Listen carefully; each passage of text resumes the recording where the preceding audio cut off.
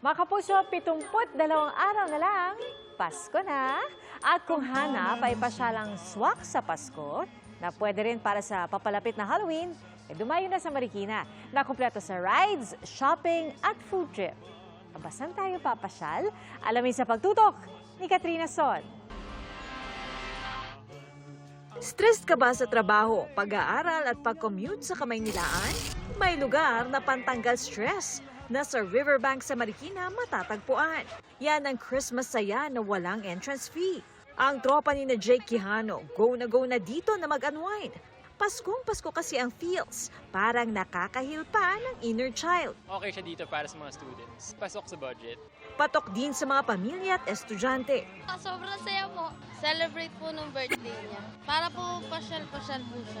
Kung gusto naman ng seize the moment, marami ring rides na pwedeng itry. Iba't ibang klase yan. Pwedeng pang Pasko, pwedeng pang Halloween. Isa nga sa mga talagang pinipilahan dito ay itong Mausoleo. Kaya naman, hindi tayo papahuli at susubukan din natin ito. Tara!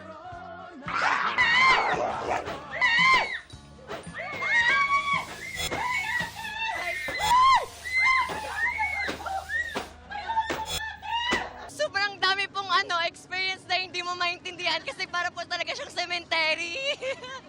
Nakita ko po yung kamag-anak ko sa loob na manananggal! Kaliwat kanan din ang mga kainan. Marami ring games na pwedeng pagpilian. Napakasaya po ng mga laro dito. Kung mapagod, pwedeng tumigil sandali at magpahinga. Libre lang kasi magmuni-muni sa parke habang ine-enjoy ang makukulay na ilaw sa pasyalan. Bukas ang rides mula 4 p.m. hanggang 12 midnight, habang mula 2 p.m. hanggang 12 midnight ang bazaar. Para sa GMA Integrated News, Katrina Son, nakatutok 24 oras. Mga kapuso, manatili nakatutok sa balita anumang oras. Mag-subscribe sa GMA Integrated News sa YouTube.